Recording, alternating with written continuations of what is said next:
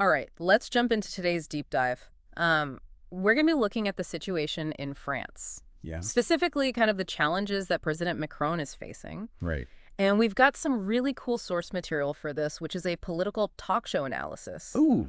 So we're kind of getting a really nice insider perspective, I think, on what's going on. Yeah. It's always fascinating to hear how those who are sort of entrenched in the day-to-day political workings view things. Exactly. And, Macron is such an interesting figure to begin with. Oh, absolutely. He came into office really young, very ambitious, and promising kind of this new era. Yeah, a breath of fresh air, so to speak. Exactly. And yet it seems like things haven't been quite so smooth sailing for him. Well, politics is rarely a smooth path, especially when you're trying to disrupt the status quo. Right. And Macron is certainly trying to do that. Right. So this analysis kind of gives us a look at some of those roadblocks, so to speak. Yeah, it digs into kind of the struggles he's facing both internationally and domestically. Perfect. So why don't we just dive right in? Some good. And the analysis starts by kind of focusing on this recent diplomatic trip that Macron took to Lebanon. Right. Which, on the surface, it was presented as this, big win for him on the world stage, a way to kind of reassert France's, diplomatic influence. Sure. But the analysis suggests that it maybe didn't quite go according to plan. Yeah, it seems like the trip really ended up highlighting France's kind of declining influence more than anything else. Really? So it was a PR move that kind of backfired. In a way, yeah. Yeah. France is obviously still a major player on the global scene. Yeah. But they're not the force they once were. Mm-hmm. And I think this trip really sort of underscored that for a lot of people. And is this an isolated incident, or is this kind of a pattern that we're seeing with French diplomacy? Well, I think if you look at France's role in recent events, things like the Israel-Hamas ceasefire, they've been increasingly sidelined. It's almost like other world leaders aren't taking Macron as seriously as he might like.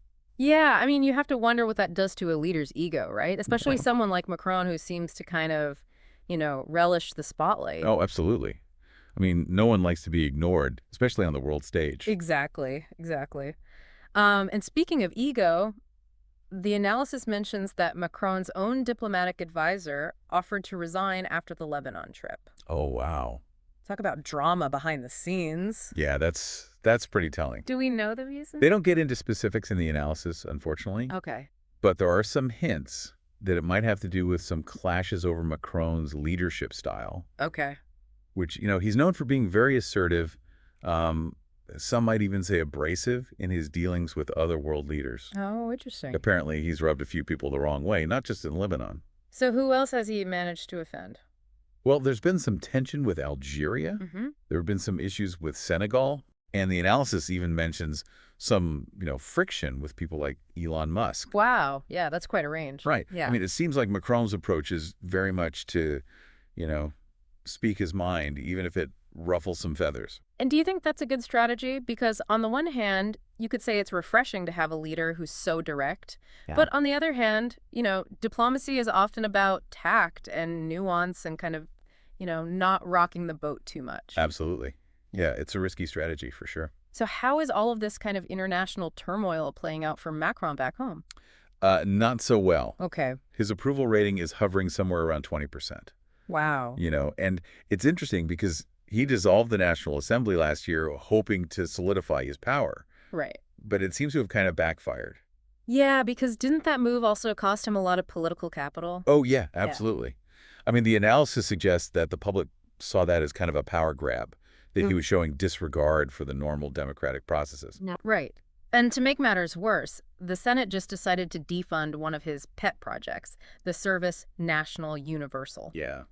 Can you explain a bit about what that program was and why it was so important to him? Sure. So it was his big idea to create this kind of a mandatory national service program. Like for young people? Yeah. For young people. Okay. And the idea was to, instill some civic values in them, create a sense of national unity. Okay, so kind of like a modern day version of like military service, but not necessarily militaristic? Yeah, exactly. Okay. But the Senate didn't really buy into it. So what were their objections? They thought it was poorly designed Mm-hmm. and way too expensive. Okay. So their decision to cut funding was a pretty public rebuke of Macron's leadership. Yeah. So you've got diplomatic setbacks, plummeting popularity at home, and now open defiance from the Senate. Right. This is not exactly like a recipe for success for a political leader, Not really. but it sounds like things could actually get even worse. Oh, they definitely could. The analysis reveals that even within his own party, Renaissance, there are some, like, cracks starting to show. Ah, no. Yeah, a little bit of internal drama on top of everything else. Well, you got to tell me more about that. So, Macron formed this party to kind of consolidate his power. Mm-hmm. But it looks like that unity is starting to crumble. There are rumblings of dissent, and some party members are starting to question his leadership. Oh, wow. So who are the key figures that we should be watching in this little internal power struggle? Well, one name that keeps coming up is Gabriel Attal. Attal, okay. He's a young and pretty ambitious politician. Uh-huh. And some see him as a potential rival to Macron. Attal, yeah, that name rings a bell. Mm-hmm. What's he doing in the government right now? He's actually part of Macron's cabinet. Oh, wow. So this challenge is coming from inside the house. Exactly, which is what makes it so interesting, right? Totally. It's like a political thriller in the making. It really is. So is there anyone else we should be keeping an eye on besides Attal? Well, then there's the Prime Minister, François Bayrou. Okay. He's been a long-time ally of Macron. But even their relationship seems to be kind of strained these days. The analysis hints that there are disagreements over policy and strategy. Interesting. So we've got, like, Attal as this potential rising star, and then Bayrou, this kind of seasoned politician, possibly clashing with Macron behind the scenes. It's a lot of drama. Definitely. And it makes you wonder, could this infighting within Macron's own party create an opportunity for the opposition to kind of, step in? Well, you would think so, wouldn't you? Right. But the situation with the opposition is it's even more complicated. Really? Yeah, it's far from a united front against Macron. What do you mean? Who are the main players in the opposition? And why aren't they more effective? Okay, so the Socialist Party, which used to be a major force, is now deeply divided. Okay. They just refuse to support a motion of censure against the government. And what exactly is that? So that's basically like a vote of no confidence. Oh. But they didn't support it. So wouldn't that be the logical move if they want to see Macron out of office? Well, you'd think so, right? Right. But this decision has actually backfired pretty spectacularly. How so? It's created this huge rift between the socialists and the more radical left-wing party, France Insoumise. Oh, so instead of capitalizing on Macron's weakness, they're just fighting among themselves. Yeah, pretty much. Yeah. And this division is actually playing right into Macron's hands. Wow. So even though he's struggling, his opponents are kind of making it easier for him. It's like that old saying, sometimes you don't have to be great to win. You just have to be better than the competition. Exactly. Right. Well, this is already getting really interesting, and it seems like we're just scratching the surface. We are. There's so much more to unpack here. I'm ready when you are. Let's do it. Wow. So before the break, we were talking about how even Macron's own party is showing some cracks. Yeah, it's like everyone's kind of jostling for position. Right. And it makes me think of, how in any good poker game, there are always those, like, personal rivalries and hidden agendas kind of bubbling beneath the surface. Oh, absolutely. It's all part of the game. So let's get into the juicy stuff. You mentioned some tension between Macron and his prime minister, François Bayrou. What's the source of that friction? Well, Bayrou is, he's kind of a veteran of French politics. He's been around a long time. Right. Seen presidents come and go. And the analysis suggests that he might have his own ambitions, maybe even sees himself as a potential successor to Macron. Oh, wow. So there's a bit of a power struggle happening within the government itself. Yeah, it seems that way. And it's not just Bayrou, right? You mentioned Yael Braun-Pivet as well. Right, the president of the National Assembly. And she also has her eyes on the presidency? Well, the analysis doesn't explicitly say that, but it does highlight the fact that both Bayrou and Braun-Pivet have kind of clashed with Macron on several key issues. Like what? Things like electoral reform, social policies. It's almost as if they're carving out their own distinct political identities. Okay, yeah, I can see how that could be interpreted as them kind of like subtly undermining Macron's authority, presenting themselves as these alternatives. Right, exactly. Do we know anything about, like, the specific points of conflict between them? Well, their views on electoral reform are pretty different. Okay. Bayrou favors a more proportional system, Okay. which would give smaller parties more representation, which Macron is not a fan of. Because he benefits from the current system. Exactly. So by advocating for a different system, Beirut is kind of challenging the very foundation of Macron's power. Yeah, pretty much. And what about Brown Pivot? She's taken a more socially liberal stance on things like euthanasia, for example, Oh, interesting. which has put her at odds with some of the more conservative folks in Macron's party. So it's like Macron's getting squeezed from both sides. Yeah, he's trying to walk this very fine line. Between, like, the more progressive wing of his party and then the more traditionalists. Exactly. Yeah. And it doesn't seem like he's making anyone happy. Well, no wonder he's struggling to kind of, maintain control. But all of this internal drama, it's happening against this backdrop of, much broader anxieties among the French people. Oh, absolutely. I mean, the economic situation is a big factor. Right. We talked about how Macron's approval rating is low, but what are the specific things that are driving that dissatisfaction? So the analysis talks about the sluggish economy, high unemployment, the rising cost of living. Okay, so basically people are just feeling the pinch? Yeah, a lot of French citizens feel like they're being left behind, that, the benefits of economic growth aren't really trickling down to them. And we've seen that kind of sentiment fuel a lot of populism and social unrest, not just in France, but all over the world. Absolutely. It's a global phenomenon. Right. So is Macron doing anything to try to address this? Well, he's implemented some economic reforms, but they've been criticized for favoring the wealthy. Oh, so it's kind of reinforcing that sense of inequality. Yeah, exactly. And then on top of the economic issues, you have the whole immigration debate. Right, which is always a hot button issue. What's the current sentiment in France regarding immigration? There's definitely a growing unease among a lot of French citizens about, how it's impacting French culture and identity. Okay, and so this isn't just about economics anymore. It's tapping into something much deeper. Exactly. Anxieties about national identity, social cohesion. Right.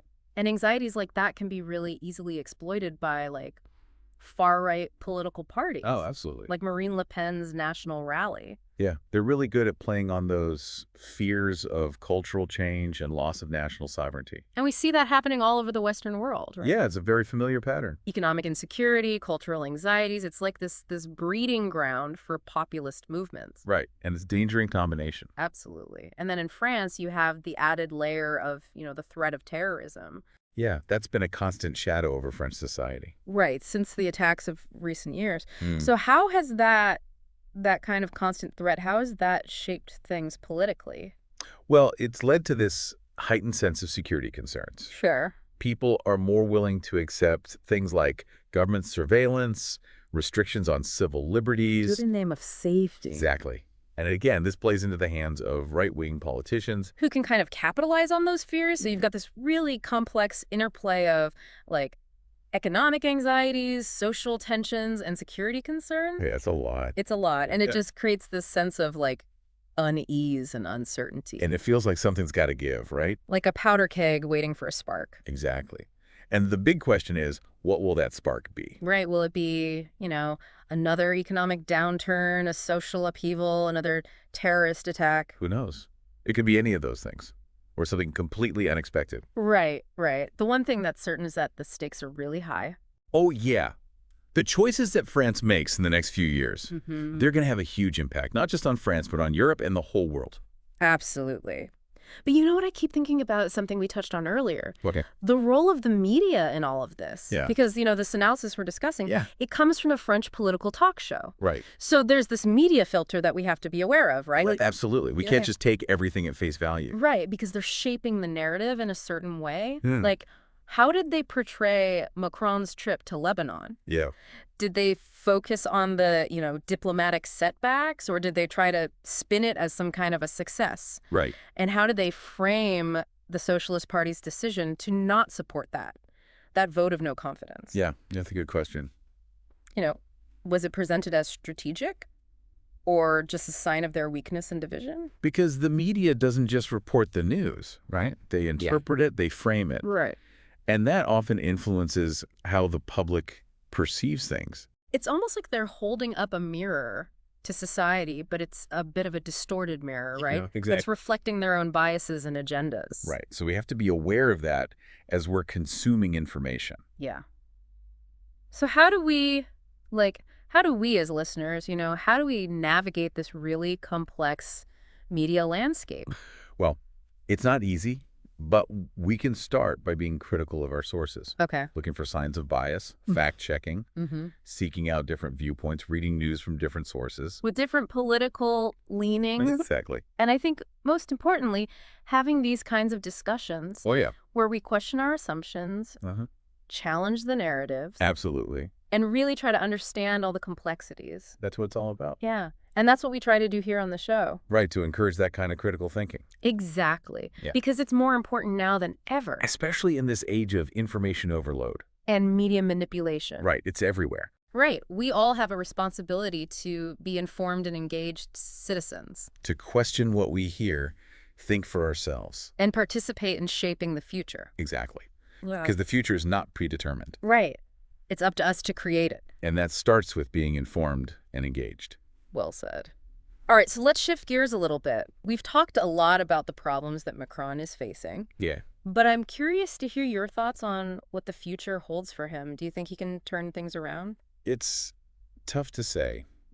He's definitely a resilient politician. He's a good communicator. Yeah. And he knows how to play the game. But he's up against some serious challenges. Both at home and abroad. Exactly. So it's too early to make any predictions. I think so.